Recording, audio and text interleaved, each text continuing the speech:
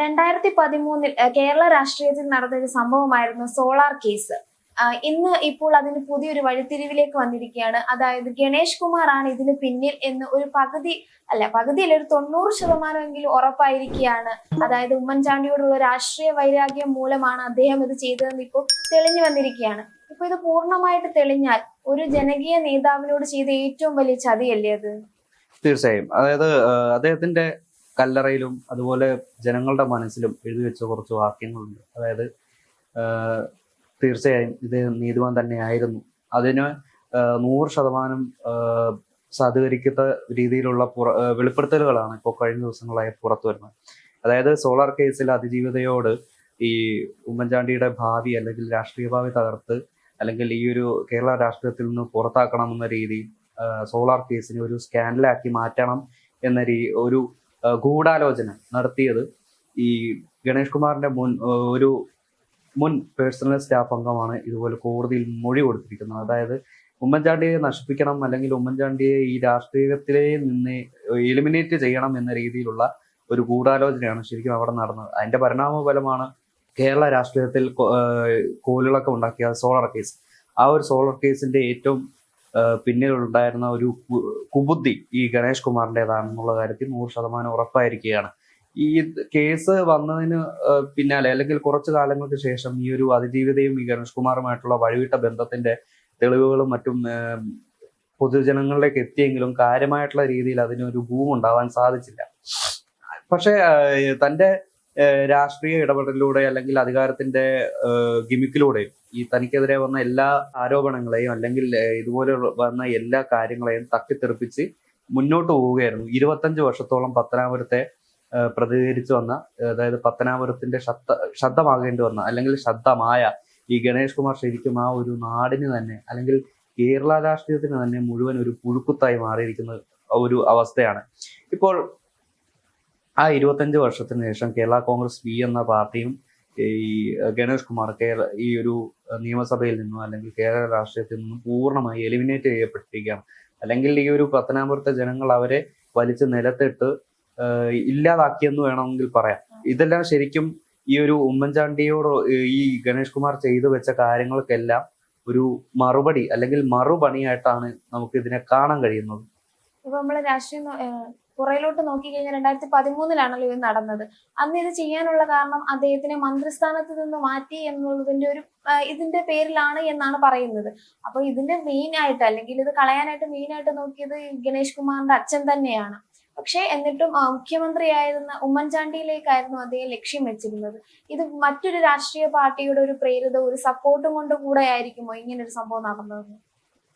ഈ ഉമ്മൻചാണ്ടി എന്ന മനുഷ്യനെ ഞാൻ ഇതുവരെ കേട്ടിട്ടില്ല ഒരു മനുഷ്യനോട് മുഖം കറുത്തൊരു വാക്കോ അല്ലെങ്കിൽ അയാളെ ഒരു വൈരാഗ്യ ബുദ്ധിയോടെ പെരുമാറിയതായിട്ടുള്ള ഇത് ഞാൻ കേട്ടിട്ടില്ല. ഇപ്പൊ പുതുപ്പള്ളിയിൽ ചെന്നാൽ പോലും അദ്ദേഹത്തിന്റെ ഒരു നാടൻ ശൈലിയിലുള്ള അല്ലെങ്കിൽ തികച്ചും ഒരു നാട്ടും പുറത്തുകാരനായ ഒരു പൊതുപ്രവർത്തകൻ, ഒരു കോൺഗ്രസ്സുകാരൻ എന്നതിനപ്പുറം ഈ ആ ഒരു കുഞ്ഞുനെന്ന ഒരു മനുഷ്യന് മറ്റൊരു വീക്ഷണത്തിലൂടെ നോക്കാൻ നമുക്ക് കഴിയില്ല. കാരണം അത്രയേറെ ഹംബിൾ ആൻഡ് എന്താ പറയാ തീരെ വിനയമുണ്ടായിരുന്ന ഒരു മനുഷ്യനായിരുന്നു. ആ ഒരു മനുഷ്യനെയാണ് ഇത്ര കാലം ഈ ഗണേഷ് കുമാറിനൊപ്പം CPM എന്നുള്ള പാർട്ടിയും രാഷ്ട്രീയമായി വേട്ടയാടിയത്. ഈ ഒരു സോളാർ കേസ് എന്ന് പറഞ്ഞാൽ ഇത് വെറും ഊതി വീർപ്പിച്ച ബലൂൺ. ഇത് ആര് ഊതി വീർപ്പിച്ചു? ഗണേഷ് കുമാർ തന്നെ ഊതി വീർപ്പിച്ച ബലൂണാണ്. അതിപ്പോൾ അവസാനം ഈ ഗണേഷ് കുമാറിന്റെ തലയിൽ വീണ് പൊട്ടിയ ഒരവസ്ഥയാണ്. ഇനി 25 വർഷം തന്റെ അധികാരത്തിന്റെ ഗിമുക്ക് കൊണ്ട് ഈ ഒരു കേസിനെ അട്ടിമറിച്ച് ഇതിൽ നിന്നെല്ലാം ഊരി പോയെങ്കിലും പക്ഷെ ഇപ്പോൾ അവസാനം ഈ ഒരു നിൽക്കക്കള്ളി ഇല്ലാത്ത ഒരവസ്ഥയാണ് ഗണേഷ് കുമാറിന്. അത് മാത്രമല്ല, ഇപ്പോൾ അദ്ദേഹത്തിന് ഈ ഒരു ഗണേഷ് കുമാറിന്റെ ഫാദറിന്റെ അല്ലെങ്കിൽ ബാലകൃഷ്ണ പിള്ളയുടെ കാര്യം എടുത്ത് നോക്കുകയാണെങ്കിൽ പണ്ടേ എഴുതി തള്ളിയ ഒരു ദുരന്ത പുത്രനാണ് ഈ ഗണേഷ് കുമാർ എന്ന് കേരളത്തിലുള്ള എല്ലാവർക്കും അറിയാം. അതുകൊണ്ട് തന്നെ ഒരു അച്ഛൻ മകൻ ഒരു ഫൈറ്റ് അങ്ങനെ അതിന് വലിയ പ്രസക്തി ഉണ്ടായിരുന്നില്ല. അപ്പോഴാണ് ഈ മന്ത്രിസ്ഥാനത്ത് നിന്നും മാറി നൽകുന്നത്. അതായത് എന്തുകൊണ്ടാണ് ഈ മന്ത്രിസ്ഥാനത്തേക്ക് മാറേണ്ടി വന്നത്?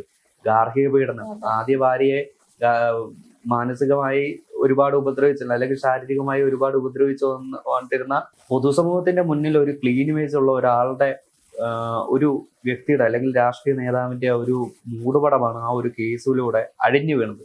അപ്പോൾ സ്വാഭാവികമായിട്ടും രാജ്യം ആവശ്യപ്പെട്ട ഉമ്മൻചാണ്ടിയോട് ഗണേഷ് കുമാറിനോട് സ്വാഭാവികമായിട്ടും വൈരാഗ്യം ഉണ്ടാകും.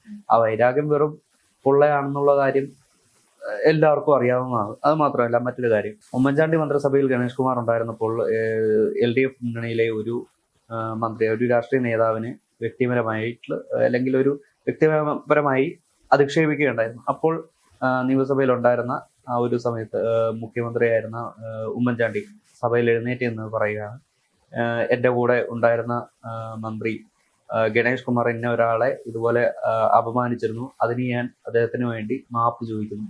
ഇതുപോലെ ഈ ഒരു രാഷ്ട്രീയത്തിൽ നാണവും നെറിവും ഇല്ലാതെ അല്ലെങ്കിൽ നെറുകെട്ട രാഷ്ട്രീയം നടത്തുന്ന ഗണേഷ് കുമാറിന്റെ മുന്നിൽ നിയമസഭയിൽ എഴുന്നേറ്റ് നിന്ന് മാപ്പ് പറഞ്ഞ ഒരു വ്യക്തിയാണ് ഈ ഉമ്മൻചാണ്ടി. അതുകൊണ്ടാണ് ഉമ്മൻചാണ്ടിയുടെ പിന്നിൽ നിന്ന് കുത്തിയ ഈ ഒരു ഗണേഷ് കുമാറിനെ ഒരാളും അല്ലെങ്കിൽ വില വെക്കാത്തത്.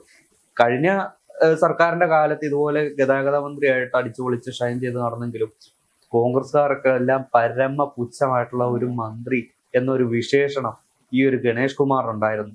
പൊതുവെ കോൺഗ്രസ്സുകാർക്കല്ല ഈ ഒരു ഗണേഷ് കുമാറിന്റെ കള്ളക്കളി അല്ലെങ്കിൽ നെറുകെട്ട രാഷ്ട്രീയം അറിയുന്ന ഏതൊരു മനുഷ്യനും, പൊതുവെ കേരളത്തിലുള്ള ഏത് മലയാളിക്കും ഇതുപോലൊരു എന്താ പറയാ, ഒരു വില കുറഞ്ഞ അല്ലെങ്കിൽ ഇത്രയും തരം താഴ്ന്ന ഒരാൾ ഈ രാഷ്ട്രീയത്തിൽ ഉണ്ടാവില്ല എന്നുള്ളൊരു വ്യക്തമായ ബോധ്യം ഉണ്ടായിരുന്നു. നമുക്കറിയാം, ഇത്രയും വർഷം കൊണ്ട് പത്തനാപുരത്തിലെ ഒരു മുഖം തന്നെയായിരുന്നു ഗണേഷ് കുമാർ. വർഷങ്ങളോളം ജയിച്ച MLA, മന്ത്രി, ഒരുപാട് സ്ഥാനങ്ങളിൽ ഇരുന്ന വ്യക്തിയാണ്.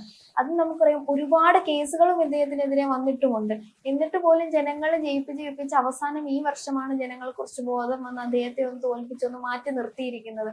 അപ്പം ഇനിയിപ്പം ഈ ഒരു കേസ് തെളിഞ്ഞു വന്നാലും 2013 ഉമ്മൻചാണ്ടി അനുഭവിച്ച ആ ഒരു പ്രഷർ അല്ലെങ്കിൽ ഒരു അപമാനത്തിന് ഒരു ഇത് പരിധിയാവില്ലല്ലോ, അല്ലെങ്കിൽ ഒരു പരിഹാരമാവത്തില്ലല്ലോ ഈ ഒരു പ്രശ്നം തെളിഞ്ഞു വന്നാൽ.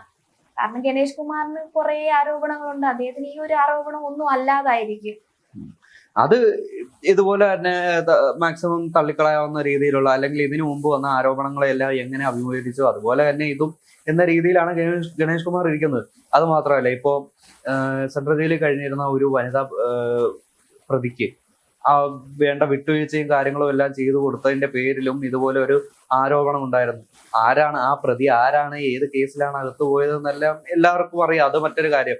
ആ ഒരു പ്രതിയെ എന്തിനു പുറത്തിറക്കി എന്നുള്ള കാര്യവും ഈ ആൾക്കാർക്കറിയാം. പിന്നെ അതിജീവിതമായിട്ടുള്ള വഴിയിട്ട് ബന്ധത്തിൽ എന്തെല്ലാം സംഭവിച്ചിട്ടുണ്ട് എന്നുള്ള കാര്യവും കേരളത്തിലെ എല്ലാവർക്കും അറിയാവുന്നതാണ്. എന്നിട്ടും എല്ലാവരുടെയും മുന്നിൽ ഒരു സൽഗുണ സമ്പന്നനായ ഒരു യുവമന്ത്രി എന്നുള്ള നിലയ്ക്ക്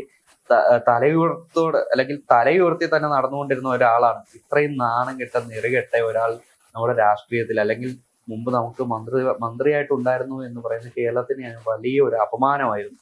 ഇപ്പോ അതായത് സോളാർ കേസിൽ അതിജീവിത ഒരു കൂട്ടം നേതാക്കളുടെ അല്ലെങ്കിൽ ഈ ഒരു കേസിൽ അകപ്പെട്ടു എന്ന രീതിയിൽ ഒരു ലിസ്റ്റ് കൊടുത്തിരുന്നു. ഈ ഒരു ലിസ്റ്റിലേക്ക് 4 പേജുകൾ, ആ ഒരു 4 പേജുകളിൽ ഈ ഗണേഷ് കുമാർ ഉന്നം വെച്ച കുറച്ച് കോൺഗ്രസ് നേതാക്കൾ ഉണ്ടായിരുന്നു. ആ നേതാക്കളുടെ പേരിൽ ഈ ഉമ്മൻചാണ്ടിയുടെ പേരും ഉണ്ടായിരുന്നു. അപ്പോ രാഷ്ട്രീയ കുടിലതയോടൊപ്പം വൈരാഗ്യ ബുദ്ധിയും കൂടി ചേർന്നാൽ എന്താവും എന്നതിന്റെ ഒരു മനുഷ്യരൂപമാണ്, അല്ലെങ്കിൽ അതിനൊരു രൂപം ഉണ്ടെങ്കിൽ അതാണ് ഗണേഷ് കുമാർ എന്ന് നമുക്ക് അടിവരയിട്ട് തന്നെ പറയേണ്ടി വരും.